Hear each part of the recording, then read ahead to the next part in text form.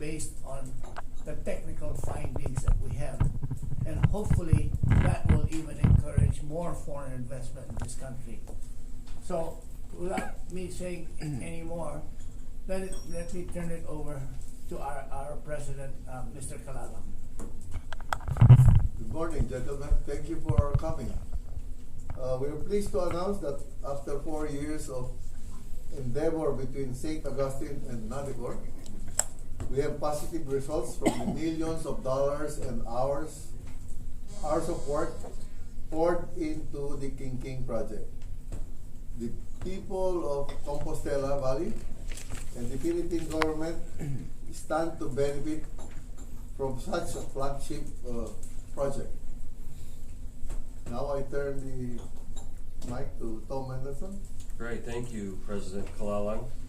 Thank you also, ladies and gentlemen, for attending. I would like you do have a copy of the press release, which has just gone out to the international market and to the Toronto Stock Exchange. I would like to take you through just a couple of the high points, if I could, on that. It is a good news story. We continue to be very appreciative of having worked with a great partner such as Nadicor under the direction of President Kalalang and Chairman Romulo and Ambassador Romulo. And it's through their hard work in helping to manage the introduction of St. Augustine into the Philippines and to allow us to pursue a technical review and feasibility study of King that has brought us to this point where we can announce the preliminary results of our feasibility study. As you are aware, the project is located in Pantukan in Compostela Valley in southern Mindanao.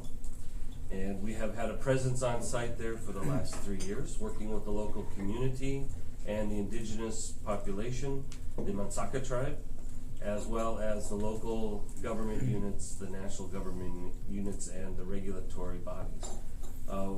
We like to think at the point that to the point where we're at today, that we can call those people our friends as well as future business partners and colleagues for advancing this project.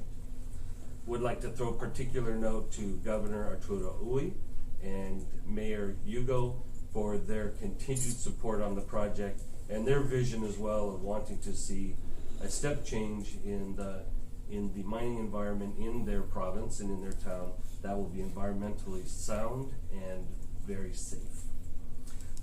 With the King project, with our initial feasibility work done by international mining and engineering companies, these are all parties that are recognized by the international investment banks and major mining companies and governments.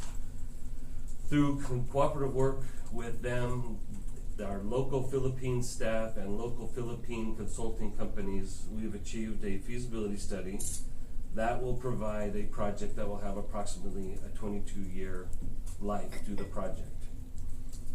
It will have a net present value of approximately $2 billion with an internal rate of return of 24.8%. To achieve that will require an investment of approximately $2 billion into the project during a 3-year construction phase. That's a substantial amount of money for any project, and it will be one of the largest direct foreign investments into the Philippines and in the mining sector in quite some time. So the project is a good project. It has good economics. And at this point, we're convinced in our partnership with Nadicor that we'd like to move forward with the project in the detailed engineering phase, as well as moving into in completing the permitting and the financing that will be required to go with the project. We have previously submitted our declaration for mine project feasibility to the regulatory group, and now with the final engineering work complete, we will calibrate that declaration of mine project feasibility application and then proceed with the regulatory agencies for gaining a permission to proceed. The project will be approximately, as a large-scale mine, it'll be approximately split between a sulfide operation similar to what Carmen Copper uses, as well as a heap leach project for the extraction of copper ores that cannot be recovered through conventional sulfide processing. I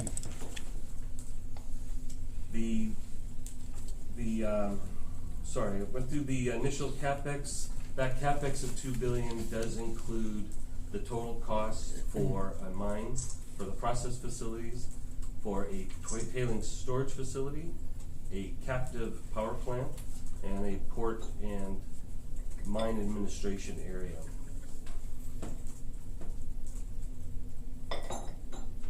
Just a couple other highlights that are not in your press release, but what I would like to just to reiterate, you've heard of them before, but the significance of the project is that during the construction phase, there will be up to direct employment of up to 4,000 to 5,000 jobs during the construction. These are high-paying jobs with full benefits. The mining will be through contracted mining using Philippine labor, of course. The intention is the majority of all labor for the project will come from the Philippines. During operation, the project is expected to have 1,700 direct employment with also high-paying jobs with full benefits. We believe that the indirect jobs associated with a project like this would be about 3 times the direct. There will be a substantial investment into infrastructure, education, and training of the Philippine employees. While we are very fortunate to be in the Philippines with such a high technical skills base, there will be a focus on local training of employees to be able to work within their own community. We'll also work with the indigenous population, the Mansaka tribe, very much along the same lines of education, training, and development, both in infrastructure and for the jobs and the skills that will be required.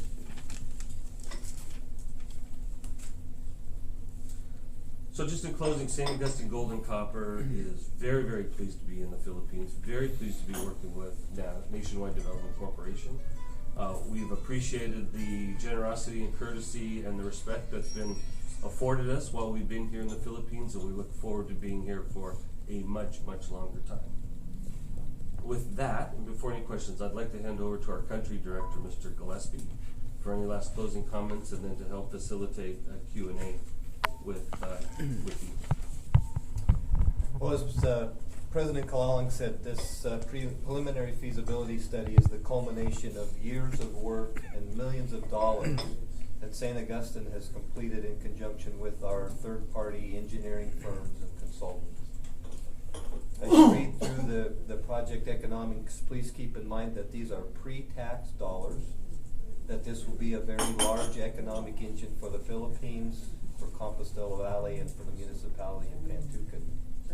These careers, in conjunction with the economic engine, are in line with Governor Uy and Mayor Yugo's vision for the municipality of Pantukan and Compostela Valley, and that there's economic diversity, that they're adding jobs to a somewhat depressed area, primarily due to the devastation of Typhoon Pablo that occurred in December of last year. So we're very pleased to be able to align with the governor and with the mayor. We're very pleased with the cooperation with our partners, Natacord, as we present this study to you and to others in the Philippines, so that we can advance the King project into development, construction, and ultimately operation.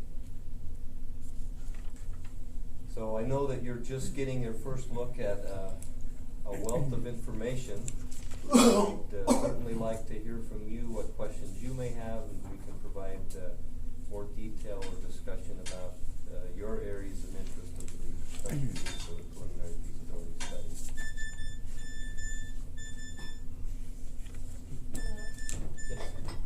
The project, sir, when did started the exploration, and what's the status now?